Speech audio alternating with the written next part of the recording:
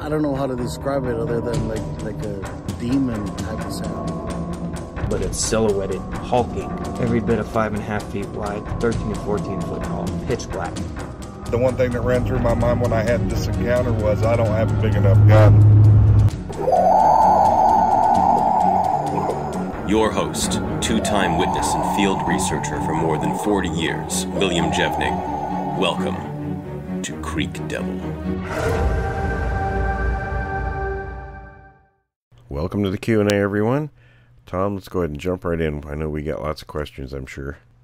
We do, absolutely. Real quick, I just want to say thank you for everybody for liking and subscribing. And if you like the show and you want to let us know, like and subscribe if you haven't done so. And you can also support the show. We have a link to Patreon in the description. So we're going to start right off with questions. And question number one is, this would be for Will and Forrest. What do Bigfoot have on the bottoms of their feet? What do they have? And I'm assuming this person wants to know in terms of pads. I was going to say, it depends on what they've been walking in. It does, yes. They're okay. Question answered. On to the next one. Forrest, you'd probably be more qualified than me to talk about that. Well, all monkeys have a certain amount of padding on the bottom of their foot and their hands, because all monkeys and apes are quadrupedal, and even though they do walk bipedally occasionally, but they do have padding on their feet. And from what I can tell from the footprints that I've had around here and the footprints that I have seen, they do have a pad on the bottom of their feet, which people do have to realize that even with the padding, they still exhibit the dermal ridges and such as that. So that's what it is. I mean, and they'd have to have padding to be able to walk through the type of environment that they do. So that's just natural. And I'm sure it would be something kind of akin to what you would find on the bottom of your cats and dogs. And that's usually what you find very similar on the bottoms of the feet and hands of monkeys and apes. I guess the only thing I'd add is I have quite a few casts in my collection, and just about all of them exhibit what appears to be a very thick pad. So that goes right in line with what you're saying. Yeah. All right, Tom?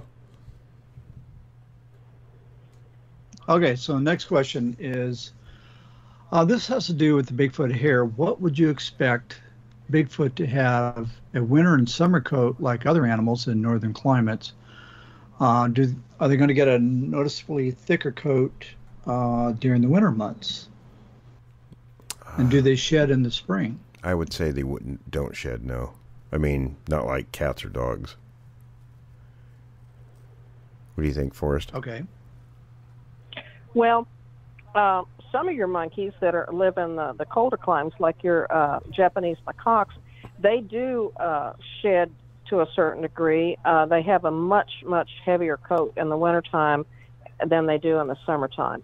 But if you look at chimpanzees and gorillas and orangutans, your great apes, gibbons, they maintain a hair coat pretty much the same all year round.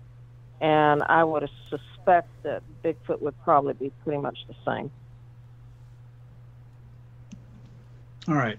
So this person has a couple of follow-up questions. Do you know of any reliable hair samples taken from a Bigfoot, and are there any particular or identifying hair characteristics unique to Bigfoot? What about the different Bigfoot types? So I think what they're asking is if there's different hair samples, would maybe a type 3 have a different hair type than type 4, type 1? Any thoughts? I wouldn't think they'd be much different. I don't know. What are your thoughts, Forrest? No, I would agree with that there'd probably not be a whole lot of difference in the types, actually, and the hair. Good questions, though. And a lot of the hair samples, samples are taken a lot by people out and about, And, I mean, unless you pull one right off the creature, you can't for 100% say that that is or isn't Sasquatch hair. Yeah, you got to have a sample to compare it to. Now, we do know that,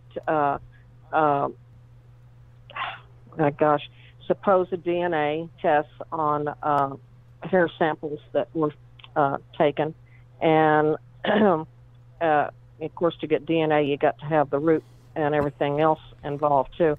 And I would imagine that the structure, all the structure of a hair is different. You can tell the difference in a dog's hair versus a human hair or a cat's or something like that. And don't get me to lying and saying that I know what makes up all of them, because I don't. And so it's the same way with different monkeys and apes. They're the structure and the interior structure, when put under a microscope, it all varies. So you have to have a comparative sample to be able to identify where it comes from. Well, good point. And here's a really interesting, same person. They sent us 3 questions. So we like these. These are great. Are there any hair samples of Neanderthal or earlier hominid? For us, are you aware of anything?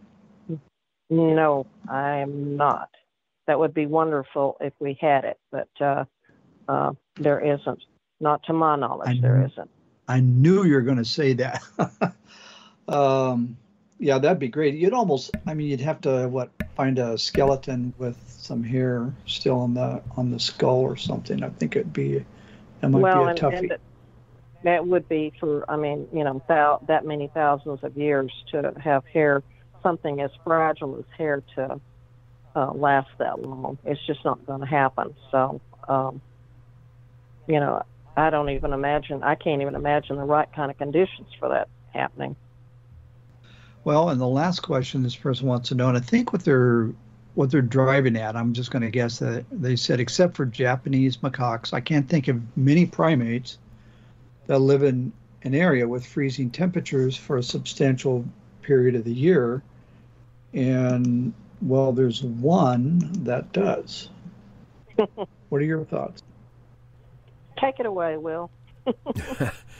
Well, you're looking at current existing apes that live out and about.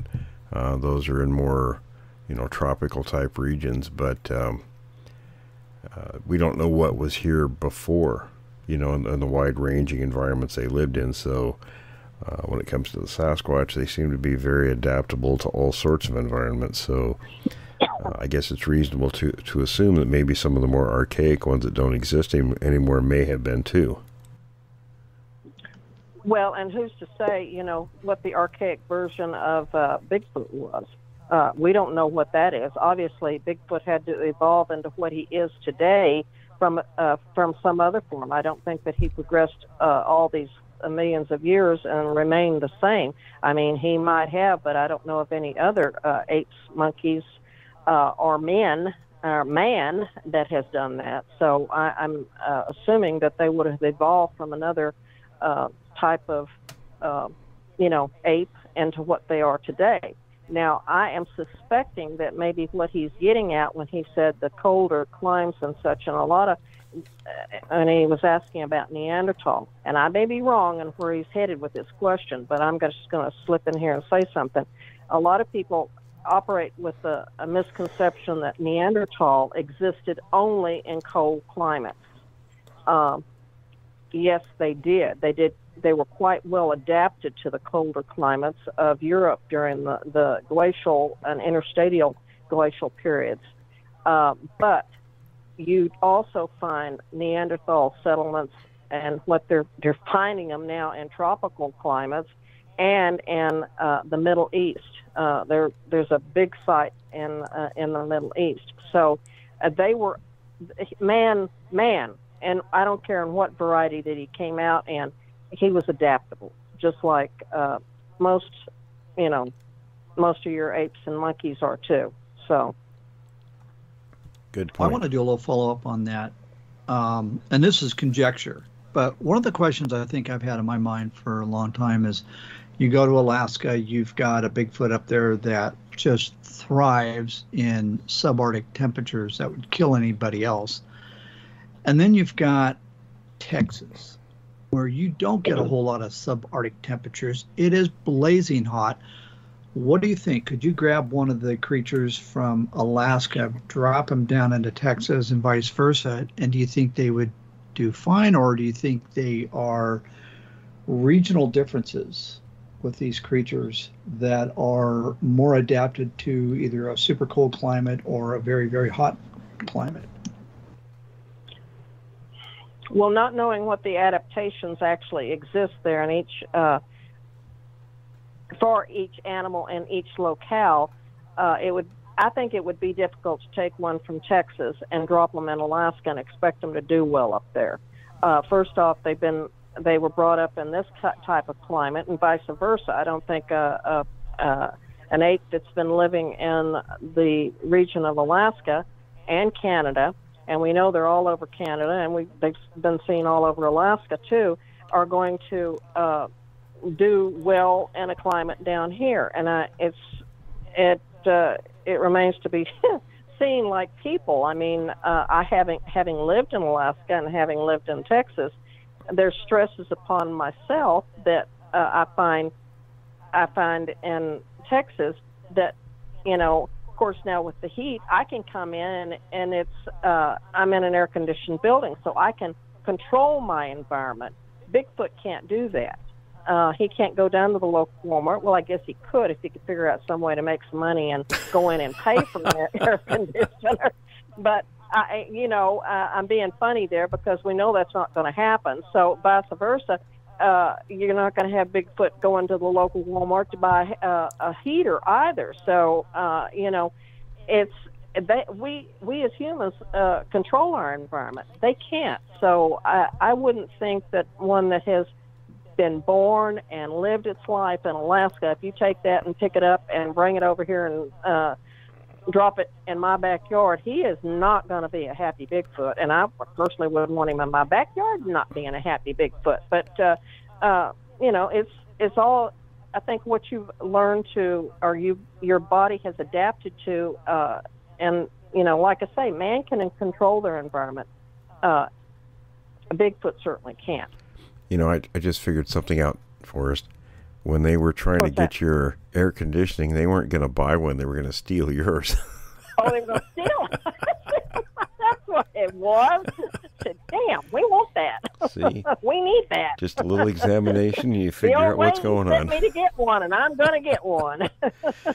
But I agree with you. I think when they're acclimated over generations to a certain region, they probably wouldn't like very well being outside of that region, and may not do very well. Yeah. If you ever get your air conditioning and you see it in the junipers, now you know why. Well, so far any of them been removed from the window. So I guess I'm in good shape here. But you know what they're up to now. Oh, I know. I'm so glad that you clarified that for me, Will. That's what I'm here for. All right, Tom, let's move on. All right. So going on to the next one. This is actually a really interesting one. I like this one. Has anybody observed Bigfoot hands, and in particular their nails? I'm actually wondering if they have nails or something stronger like claws, just because of their reputed ability to take apart a carcass so quickly. I know apes have nails like humans, but given the reports of these creatures to rip apart animals so readily, it would seem that it would require something more like a claw with simple nails, than simple nails. Are there any reports of them opening the whole side of a deer? And I think it's brute force, but what do you guys think? I can tell you from personal experience witnessing, I didn't see the hands as much because the fingers were curled, but the toenails are going to be the same as the fingernails, and they were nails very much like ours. Well, and I am going to suggest for the person that asked that question is, if they're apes, and I'm going to work from that assumption that they are a giant bipedal ape, and apes have nails just like all apes, monkeys, all primates except the lowest of the simians and prosimians have. They have nails, but they do grow. The lowest order do grow claws. Now, where they might come in with a situation where you can look at, go and look at some of these videos where they have videos of macaques and other monkeys and such. Their nails grow just like our nails grow. And let's face it, I don't know if you've seen some of those ladies out there with some of those fingernails. They can look like claws, trust me, with some of the fingernails that some people grow out there. Our nails will grow to an immense length if they were not cut or worn off. Now, in a situation where a Bigfoot uses its nails a whole lot, then they're probably going to wear down. But those nails can grow out, and they can almost appear like claws, which might answer some of, when you hear people sometimes say that their fingernails did look like claws, that would be the reason, because they're just long fingernails is all they are. Well, the other part of the question is, I think this person wants to know, how are they able to rip open a carcass? And I think it's sheer strength. Brute force. Yeah, brute force, yep, sheer brute strength. Force. Well, chimpanzees do it all the time to meat that, monkeys, and I've seen, and it's horrible. It really is. I've seen videos where these chimpanzees literally rip living monkeys apart. They eat other monkeys and other animals, and they will literally rip them apart, limb from limb, and so you're dealing with a chimpanzee that has, probably 3 to 4 times the strength of a human being, will take another animal and literally rip their limbs off of them. And here, share the meat around that way. And this animal's still alive. It's absolutely horrible, but that's exactly what Bigfoot would do. It's just brute strength. And it's got to be a lot of brute strength, because you think about it, the tendons and all the connective tissue and everything, that's some tough stuff. Well, and we even have a picture of a goat with its front leg ripped off. So, yeah, these things do occur. All right, so this person also wants to know, has Bigfoot ever been seen carrying a large carcass a long distance? Do they store their prey and hide it, stash it away, like a cougar might? Or do they store the prey in trees, and do they bury it? What are your thoughts? Well, we do know that they'll carry them away from where they kill the animal most often. So I'm sure that's probably so other predators don't. I mean, what's going to mess with a Sasquatch or a group of them anyway? But they will take an animal actually several miles away from where they kill it. And we know that they do take the poachers kill. Oh, yes. And the poachers can't do anything about it. Well, even normal hunters. We've had plenty of accounts like that. And even, Randy in Canada, who was a moose hunter, we had that interview. And one of the creatures stalked and killed a moose right in front of him. Well, how many times have you heard about these hunters say that, that they shot a deer or an elk or whatever, and then the Bigfoot suddenly appeared and just picks up and either drags it off or throws it over its shoulder. Many times. And off they go. Yeah, that's a pretty common event. You're not going to argue with them. Right? Yeah, sure, take it. Glad to have helped. Well, the grizzly bears in Alaska do the exact same thing. They've learned to listen for gunshots. They know what a gunshot means, that something's probably been killed, and they will actually listen for that, and they will come, of course, I don't know what the capacity for a Bigfoot being able to smell something, probably, I don't think it's too much greater than our own, but grizzlies have can smell blood from a long distance away, and if they hear a gunshot and then start smelling blood, they're on your trail real quick. The dinner bell. Yep, dinner bell. Dinner's been served. All right. And this person also wants to know, and this is an interesting question about tool use. Has Bigfoot been seen using tools, either tools that they've made themselves or maybe some tools that they have lifted from humans and, decided to use them for their own purpose? I don't know. I mean, we have John on, our other anthropologist, and he says they must use tools. Well, I'm sure they do of some kind. It's probably things that we wouldn't recognize, but any tool it's manipulating anything in their environment, so it wouldn't be a tool like we think of a tool. It would be something we probably wouldn't recognize. Well, it's like chimpanzees pick up rocks and break open nuts and such as that. And I've watched a lot of monkeys take coconuts, and they'll take and break those coconuts on sharp rock edges and such. That's a form of tool use. I mean, even taking a piece of wood and whacking it upside of a tree, you can call that tool use. I mean, it's they're using it for a purpose and other than what it was originally designed. So I would imagine that their tool use is going to be pretty much limited to what you would see in chimpanzees taking a stick and sticking it down a termite hole to pull termites out. And I would think, of course, we don't have termite mounds in in this area, but they might do it for ants or such as that. Ants are pretty tasty treats. Bears like them. Well, here's the thought too. People talk about, quote unquote wood knocks, and of course everyone out there in the Bigfoot community is under the assumption that's communication. I don't think that's communication. And Tom, we've recorded some of those in July. What I think they were not wood knocks, Will. No, but what I'm getting around to is what I think. I think they're doing is it probably has to do with some kind of food preparation. Maybe they're using a rock to break bones open. Maybe the younger ones, the juveniles, maybe don't have the strength yet to do what the adults are doing, or they're prepping them in some other way, or vegetation or something. That's my thoughts anyway.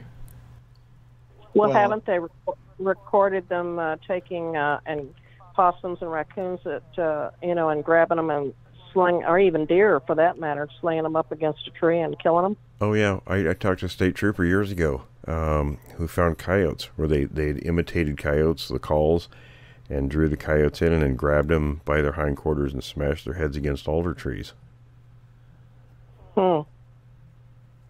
Nice.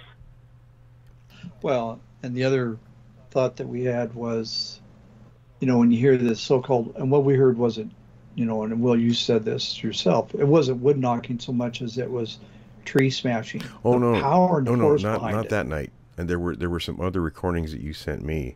Those. We recorded a lot of stuff, and the guys are still going through it, folks. But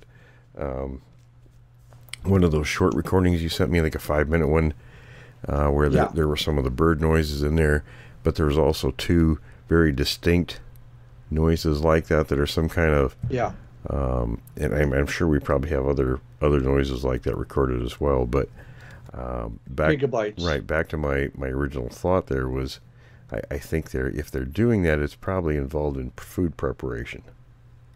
So don't be in the woods alone. Don't be one of those sources, right? Okay, what do we get next? Source of the noise. All right. What kind of hunting behavior techniques do Bigfoot use? Are they pack hunters? Operate cooperatively? Do they ambush, drive them into a kill zone? Does one group always hunt together? Kind of all the above. There, they will hunt as a group cooperatively, and that, in fact, actually, there was a video of chimps. It's from the air, and it shows. I think it's with a thermal image because you see them through the trees, and they're actually hunting a smaller monkey, and it's a very organized hunt. And, you know, they have the drivers and then the outriggers, and then there's the one waiting in the kill zone. And they get, of course, it's very effective. They get the monkey. And what we hear with people being, you know, followed by the creatures, they often or hear the driver in the back making a little bit more noise maybe, and then occasionally the outriggers either walking or, you know, clacking rocks or making some kind of a noise. I think with people mostly that's like cats, you know, when they're playing, that's actually practice for hunting. And these guys may do the same thing or something very similar. Of course, you would never hear about the person, the successful hunt, because that person would be gone, but... Well, that dovetails in the next question here. And have hunters, hikers, and we could include another group in there, ever found themselves in the middle of a Bigfoot hunt where they were in the way? Yeah, remember the guy we interviewed in Texas, where they were killing deer around him, or they were hobbling them. They would hobble the deer by breaking their legs, then he would go in and grab more deer, and then he would come back and get the ones they hobbled. I was also thinking in terms of a group of Bigfoot researchers suddenly, you know, with the window down here in a roar. Anybody you have in mind grunts there? And growls. What's that? Anyone you have in mind? Yeah, I don't know. That's kind of what I had in mind when I heard that. Was the certain couple of guys that I know. Yes, in July that did happen to us. So it did. It was interesting. But we're not gonna... Yeah, I gotta say it was the most uplifting, fun, lighthearted. Okay. And you took a Democratic vote, and how long did it take you to decide that you were leaving? We stuck around a little bit on that one because we had a truck right next to us. Oh. All right, let's move on. Okay. All right, so follow-up question here. He wants to know, do they mostly hunt at night? Typically, I mean, yes, mostly at night, but typically around dusk and dawn time periods. That's when the game is moving. Yeah. Okay. Are there areas of the country where Bigfoot are considered to be more aggressive or dangerous to humans? And where and why do you think that would be the case? Well, it seems to be the ones, the type 2s in the southern part of the country seem to be more aggressive than, you know, the ones in the northwest. But as to why, I'm not sure. Well, the ones in the northwest, I mean, when they attack somebody, they end up on the, you know, they're headline makers in the newspapers. So, and well, are there any reports? Up on missing 411, and then nobody ever knows what the heck happened to them. No, they just vanish. Just poof. Yeah, I'm not sure why. Are there any reports? I'm not sure why one variety would be more aggressive than another one. Hot climate down here makes them more aggressive. That could be. That could very well be. Well, you know, they say that about rapists and murderers. I mean, that when it's hotter, that you have more rapes and murders than you do in, you know, colder climates. Oh, that's wonderful. It was 98 here today. Oh. That's good to know. But yeah, I suppose that could make him a little more testy. Are there any reports of people surviving a Bigfoot attack? What happened and how did they get away? I can think of one off the top of my head, and this comes from the movie Legend of Boggy Creek. You remember the guy TW actually knew the guy in the movie, the one that got mauled. And what was his name? Sanger or Salter or something like that? I can't remember what TW said his actual name was, but I think they called him Ford in the movie, but that wasn't his name. Anyway, he was mauled more than what it showed in the movie, and the creature just let go. It went away. Yeah, and they actually talked to him later in life here, and I can't remember where he ended up moving to, whether it was Oklahoma or out in farther west in Texas. But they actually interviewed that man, And he verified the whole entire story. Yes, that he had, that thing had attacked him, and those people moved out that night. I always thought it was interesting that it beat him with the backs of its hands. Well, that we discussed that before, but that's the way primates do. They will grab with their hands, just like a human will. But when they fight, they don't make a fist like a man does, or a woman too, for that matter, and slug you. They actually swing and use the back of their hand. Yeah, makes sense. Apes and chimpanzees do that. Yes. Yep.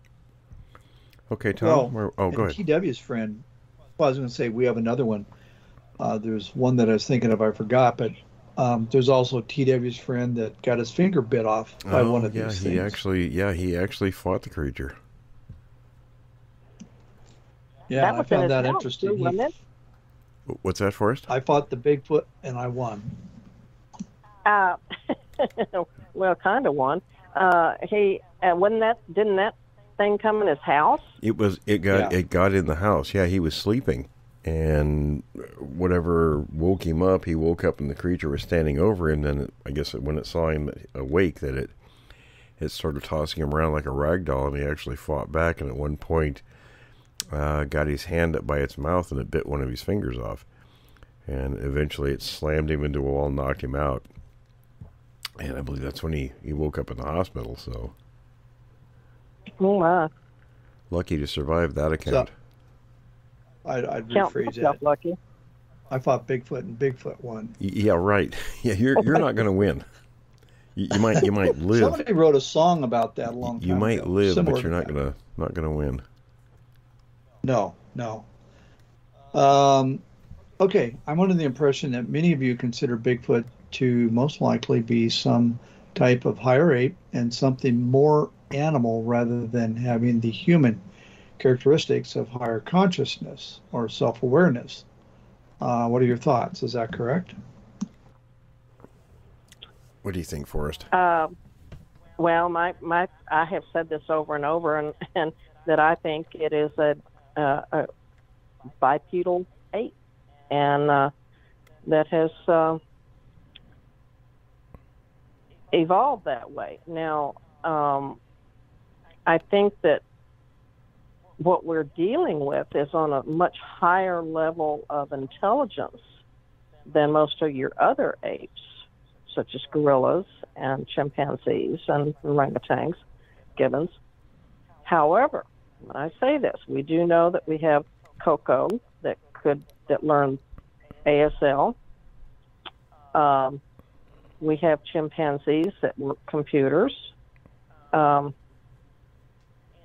Intelligence lies in different forms, and to have them be able to go out and be a rocket scientist, no, I don't think that's going to happen. But their level of intelligence and their environment, you could say, would probably be greater than ours would be. So, environmentally speaking, I think they're highly intelligent. On the intellectual level, not so much. So we don't have any indication that they have a spoken language nor a particular type of culture. Of course, there's people that will argue that point, and I always say, if I find out different, and don't let me forget, Tom, what I told you about, too, to mention that later, that when I will be the first to stand up and say, I'm corrected, I stand corrected. So, anyway. And I would caution listeners who might argue the point, don't confuse, what Forrest said about, apes with what you've seen on television and movies with apes. A lot of times what we see is either packaged and processed or staged. It's not what the creatures actually are. Exactly. All right, Tom, what else do we have? Well, yeah, and just the the follow-up question was, this is for Will and Forrest. Do you think the creatures are self-aware? I'm sure they are to an extent. Yeah, I agree with you there. Yeah. So they're a much higher primate than your average, smarter than your average ape. Okay. Yeah, they're not on the same level with chimps and gorillas and large apes. There's something much higher than that, but they're not quite us either. No. And I don't, and saying that, I don't, and again, some people are going to disagree with me. I don't think they're the missing link either. No. So between apes and man. So I think there's something that developed all on their own, and they are what they are today, but they're not the missing link. Agreed. Yeah, I don't see how anybody could come to the conclusion this is a missing link, and now we have evolved higher, but we have all these, we're weaker, we're smaller, yada, yada, yada. So, okay, do we have any sense of the relative population levels of the Type 1 versus the Type 2 in the Western Rockies and the Appalachian mountain chain? No way of knowing. So these things don't take part in the census. They don't, by golly. I'm going to report them. Yeah. Are there any 10, 12-foot patty types in the Appalachians that we know of? I don't think anybody knows. Now, what was that question again, Tom? Patty types in the Appalachians. Yeah, that are 10 to 12 foot in size. Well, yeah, I don't think we know.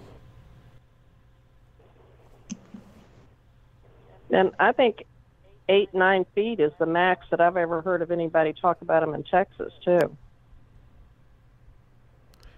That's still pretty huge, though. That's yeah, you got that straight. Yeah, places like Montana look and out Alaska. your bedroom window and see that standing there. Places like Montana and Alaska have the big ones.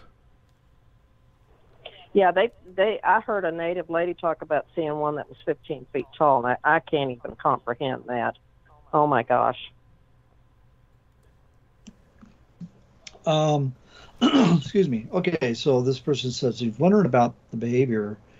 Major areas of activity in the Appalachian chain. Are there different, more aggressive, different diets, hunting migration? What's known about the creatures in the Appalachians?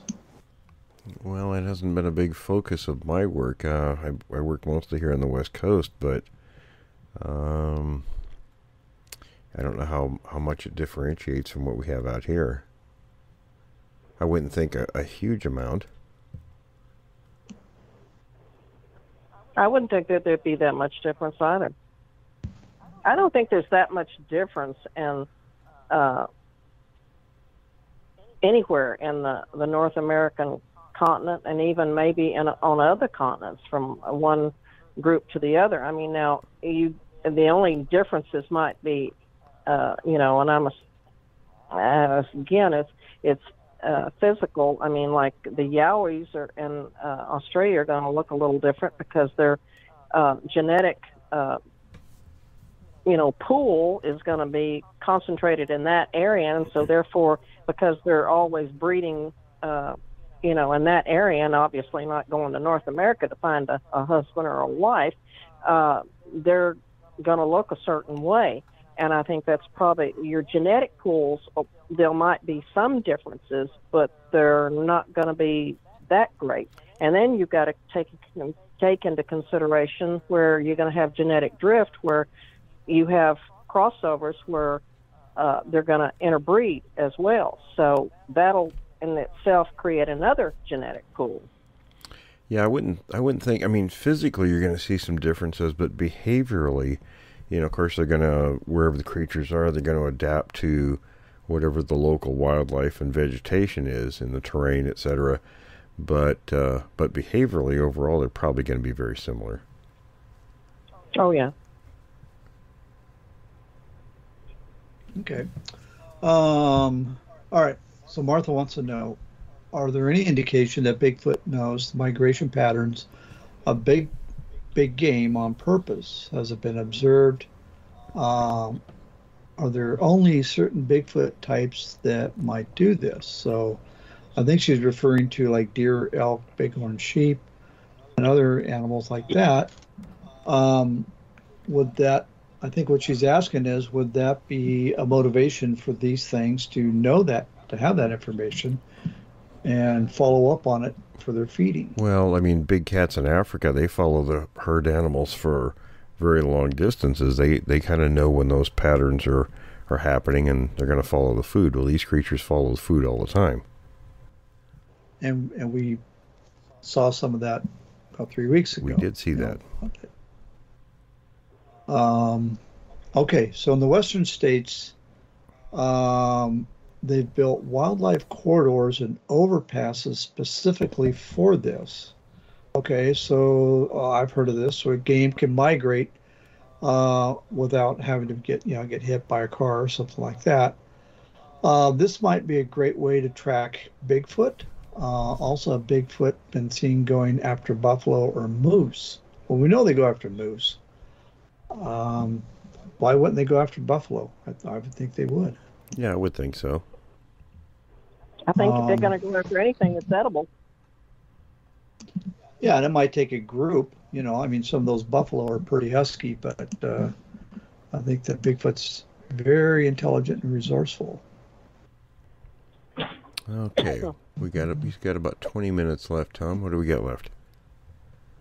Okay, so just looking through here, I'm going to try to find some of the interesting ones. Okay, here's a question. When's your next podcast? That'll be tomorrow. Which today is Tuesday. All right. Okay, so one of the questions is, does Bigfoot exist? We think they do, don't we? Well, I can verify that.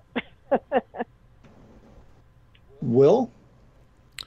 Say that again. What was that question? Does Bigfoot exist? Well, having seen 3 of them, yeah, I would say so. It's a rhetorical question. I've seen one. No, I mean, I understand fast. you people of the question, so yeah, I mean, I'm not making fun of that, but yes. All right. I want to ask a question. What does William Jevning's opinion, what does he think the creatures, what is making the 3-toed impressions? Kind regards, Chris. He'll have to send me an email and I'll tell him. Okay, so you know which Chris we're talking about, Yes. right? Okay. I know what it is. Can I say something there? Sure. It's a velociraptor. Yeah, well, that's what my first thought was too. But, and that was why I said, Tom, for you to remind me, and I'm going to interject something here real quick, because once upon a time we had somebody ask a question about the 3-toed, the multi-toed, because I think we've had reports of having 6 toes and such as that. And I made the comment that when you have genetic pools and you have inbreeding and such, it usually produces multiple toes. Well, I take an anthropological journal, and lo and behold, in this journal I get, it talks about ectrodactyly. And lo and behold, there is a population of people in Africa called the Vadoma, and they live in Zimbabwe. And 1 in every 4 children are affected by this, and it is a mutation where they end up with, they're often very unfortunately called lobster people, and they actually produce either from 3 to 2 what appears to be toes, because what ends up happening is the thumb and the first index digit fuse together, and then most generally the other 3 digits will then fuse together, and this only happens in their feet. And I don't know why I didn't even think about this, because I actually have a friend, a dear friend, that her grandchild has happened to, but they produced, but this poor baby's hands and feet were affected. But there is a particular mutation that actually exists and that produces that function. But this particular group of people have this happen to them, and it's literally in 1 in 4 children are born this way. And it doesn't seem to bother them in the least. It doesn't affect their walking or anything like that. They cannot wear shoes, but they don't. It does not affect their walking. So when their footprints appear, they appear to have either 2 or 3 toes on their foot. So it's kind of peculiar looking. So like I say, when I find out something that I need to be corrected on, and I'll be the first to correct myself on that. So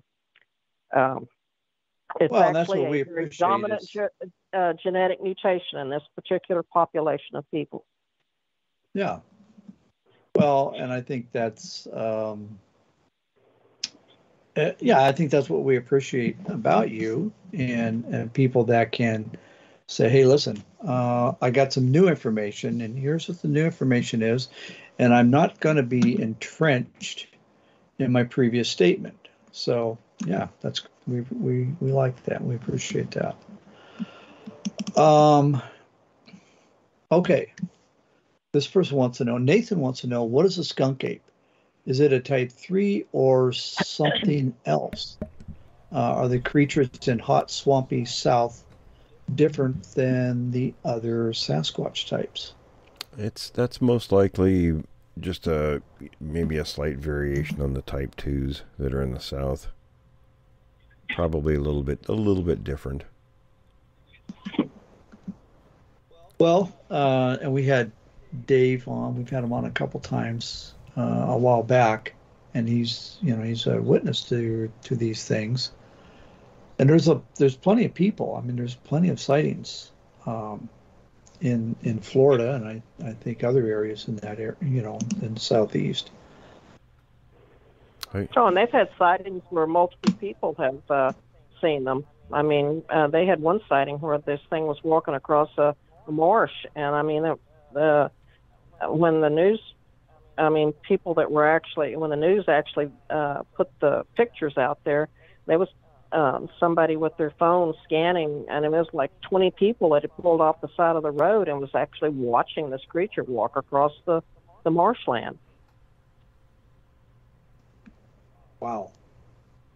So, but don't they say that? I mean, and correct me, Will, if I'm wrong on this. Don't they say they tend in Florida to have more of a orangutan appearance? Yes, absolutely. Yeah, a good friend of mine was a witness there. He actually shot at one, and he said that's what it looked like.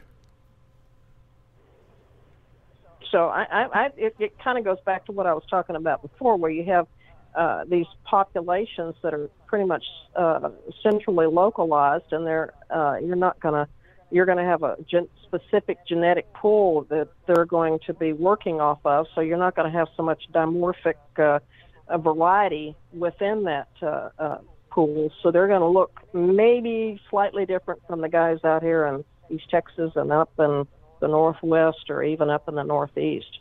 So. But they're all the same guy. They're all the same creature. And the skunk apes, we know that they also steal air conditioners. That's right. Keep an eye on it. In Texas, they do. We know that. All right, Tom. Okay, so do Sasquatch always exhibit the same 5-toe foot pattern? Typically, yes. It's been noted. Typically, yes. Okay. Typically, yes. Yes. Okay. All right. So that is, well, and briefly, Will, can you comment on how you can track different creatures? For example, Patty was tracked in all the way up into southern Oregon. What wasn't tracked? The creature's footprints were found in 1980 up near the California-Oregon border. But it wasn't tracked up there the footprints are unique like fingerprints. Even ours are unique like fingerprints. They can be, you can identify individuals by their footprints.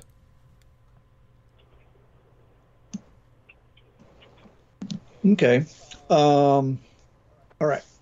Comment and a question. I heard about a report put out by a university professor, I think he's talking about Krantz in the Pacific Northwest, about the black bear population of Bigfoot. Basically, the data of Bigfoot sighting frequency and black bear populations were strongly related, then concluded that black bear population is probably a good marker for the presence of Bigfoot population in an area. They have similar prey and eating habits. Well, so Will, what's your thoughts? well, Krantz was kind of using the swag method on that. We all know what the swag method is. Well, and it's more, and that it wasn't even a capital S, was it? It was more of a WAG method. Well, you know, the scientific wild blank guess. Yeah.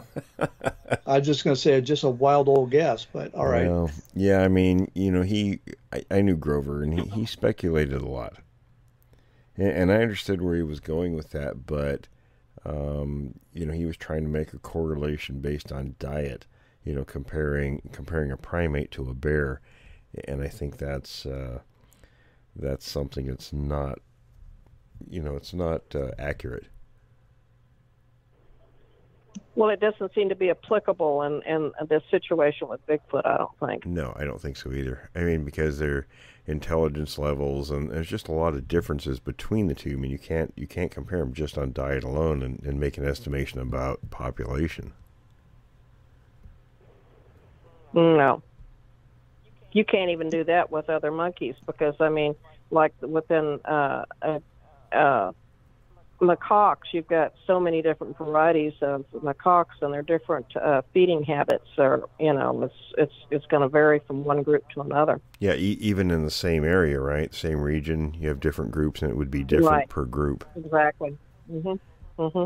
Yeah, that's a problem that people do. Even people with degrees, they'll make generalizations, and you really can't do that without, you know, some more information to support those ideas.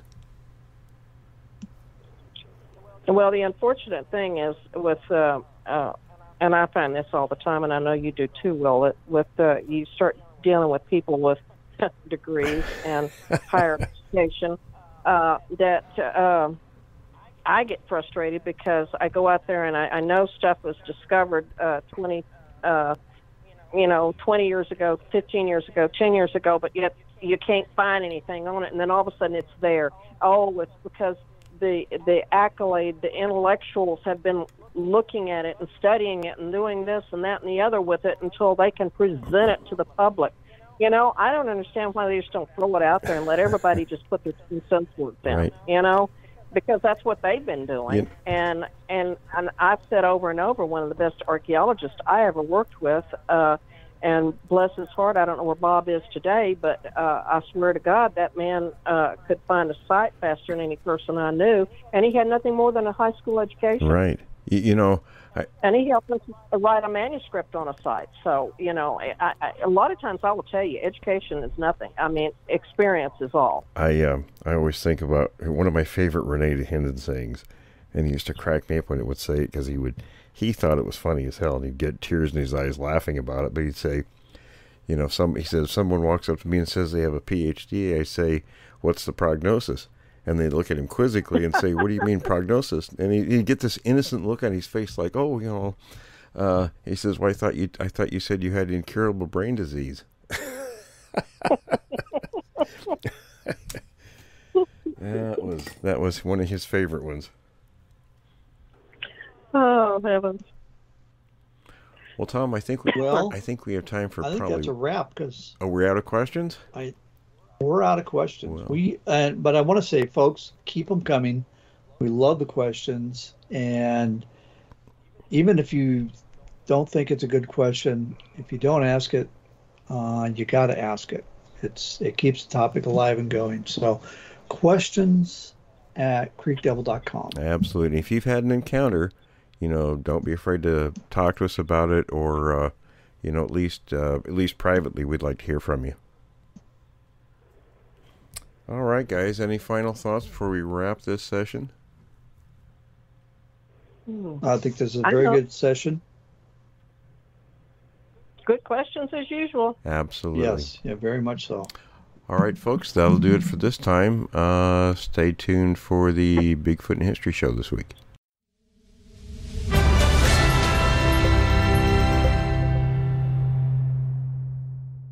In Bigfoot history. The Dalles, Oregon, May 1967. Dennis Taylor told Roger Patterson that he and several other youths had frequently watched the Sasquatch cross the freeway near the cemetery, going from the hills to the river at about 11:30 p.m. and back up about 4 a.m. Sometimes there was more than one. They several times shot at these creatures with various weapons, and once one was knocked down with buckshot at close range, but leapt up and ran through a barbed wire fence, taking out 3 posts. They said the creature usually seen was 9 feet tall and must have weighed half a ton. Its eyes glowed red.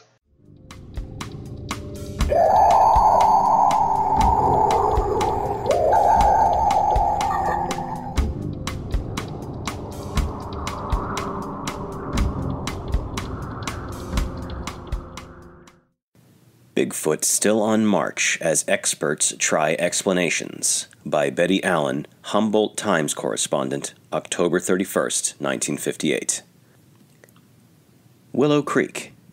Almost every conversation one hears around here either begins on the subject of Bigfoot or soon swings around to him. We presume Bigfoot is a him. In this northern area of California, there is considerable speculation as to just what or who is making the great tracks. They say is a favorite expression, and the they say authorities are filled with theories.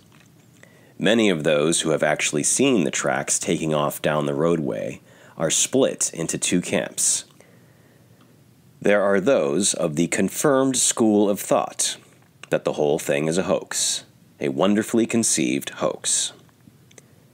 On the other hand, there are those who have been converted to the side of the room which believes that the tracks are real, as the shoes they have on. So far, the whole thing is fraught with mystery. Those who believe in a hoax and those who think the tracks are real are in deadlock. They say, the source of authority who isn't sure but talking, that the tracks are made by spacing carved feet a certain distance apart on the treads of a tractor or on a roller used to smooth the road. Is that possible? Where is this piece of equipment kept? None have seen such a contraption. Individual measurements show some tracks to be 60 inches apart, some 52 inches, and others at 40 inches apart. Here and there, they show on one side and the other sometimes as a small mound of dirt. Sometimes, the tracks step easily up or down the rough terrain. It is not necessarily in the path of a roller. In other places, the tracks are within inches of the edge of the road. In others, in varying distances from the oiled rig or trucks. The ground may be that which tractors have run over. Sometimes, the surface is perfectly smooth. The weight of the entire foot track varies in depth and according to the surface on which Bigfoot has been walking. It doesn't respond to this part of the article's column was cut off. The case of the wooden feet that they say are in existence. If true, they must be magnificent models of workmanship. Each toe is separate. Tiny lines of the human foot are visible.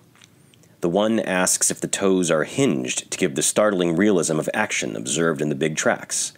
There are those who answer with a yes. On Thursday morning, the latest evidence debunks a lot of mechanical claims.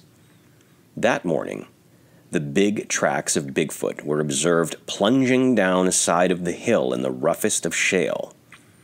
There was a huge dug-in. The weight caused the feet to slide. What a way to treat someone's carefully developed mechanical handiwork!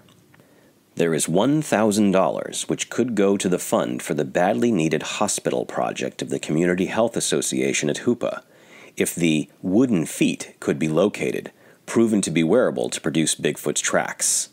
So far, the quest for them has been fruitless, as Coronados search for the famed 7 cities of Cibola. They say the men working on the construction project in the Bluff Creek area are carrying rifles. The rugged mountain wilderness, with its known population of bears and panthers, would make it appear only good sense to have a gun nearby. They say no proof is available that the men working there either believe or disbelieve in the existence of an outsized man or animal, but it is always nice to have a rifle nearby. To say you believe the tracks are genuine, or that you have heard or seen anything unreal, in wrong company, only brings a chorus of head-shaking and ridicule. There should be some serious investigation to definitely determine the status of the mystery of Bigfoot. It should be solved if an answer is at all possible. Until then, the they says and the doubters will have a picnic poo-pooing the convinced. Of course, this won't stop Bigfoot from making his tracks, because he is out of earshot anyway.